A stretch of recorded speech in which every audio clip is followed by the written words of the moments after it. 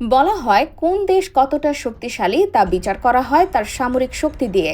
সামরিক খাত নিয়ে তথ্য সংগ্রহ এবং গবেষণা করে বিশ্বের সুপরিচিত এমন একটি প্রতিষ্ঠান গ্লোবাল ফায়ার পাওয়ার প্রতি বছর সামরিক শক্তির বিচার করে একটি তালিকা বা ইন্ডেক্স প্রকাশ করে।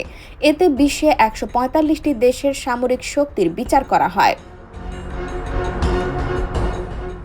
সম্প্রতি গ্লোবাল ফায়ার পাওয়ার ইন্ডেক্সের তথ্য অনুযায়ী ২০২৪ সালে বিশ্বের সামরিক শক্তির দিক থেকে বাংলাদেশের অবস্থান ৩৭তম। এ প্রতিষ্ঠানের তথ্যে ২০২৩ সালে বাংলাদেশের অবস্থান ছিল ৪০তম, অর্থাৎ গত এক বছরে বাংলাদেশের সামরিক শক্তি বৃদ্ধি পেয়েছে। বিগত ২০২৩-২৪ অর্থবছরের বাজেট অধিবেশনে তৎকালীন সরকারের পক্ষ থেকে সংসদে জানানো হয়েছিল সশস্ত্র বাহিনীর সক্ষমতা বাড়াতে রাশিয়া, চীন, তুরস্ক, ভারত সহ সমরাস্ত্র শিল্পে উন্নত বিভিন্ন দেশ থেকে অস্ত্র কেনা হচ্ছে। সুইডেনের স্টকহোম ইন্টারন্যাশনাল পিস রিসার্চ ইনস্টিটিউটের তথ্য বলছে ২০০৯ থেকে ২০২৩ সাল পর্যন্ত সময়কালে অস্ত্র আমদানিতে বিশ্বে বাংলাদেশের অবস্থান ২৮তম।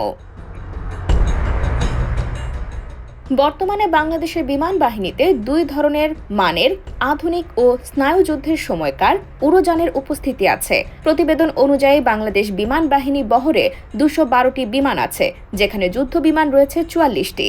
এর মধ্যে F-7 যুদ্ধ বিমান আছে ৩৬টি, MiG-29 ৮টি, ১৪টি ইয়াক ১৩০ বিমান রয়েছে। এদিকে বিমান বাহিনীর বহরে হেলিকপ্টার রয়েছে ৭৩টি।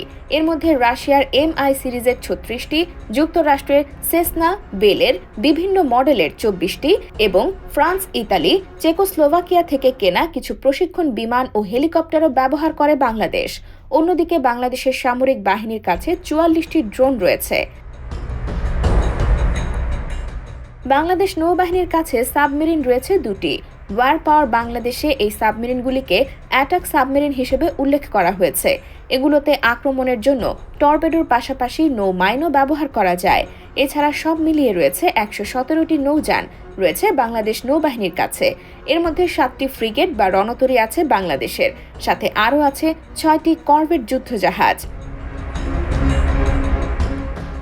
গ্লোবাল ফায়ার পাওয়ারের তথ্য বলছে বাংলাদেশের সামরিক বাহিনীর কাছে রয়েছে ৩২০টি ট্যাঙ্ক। এছাড়া সব মিলিয়ে ৪৬৪টি কামান রয়েছে। মাল্টিপল রকেট লঞ্চার সিস্টেম আছে ৭৭টি।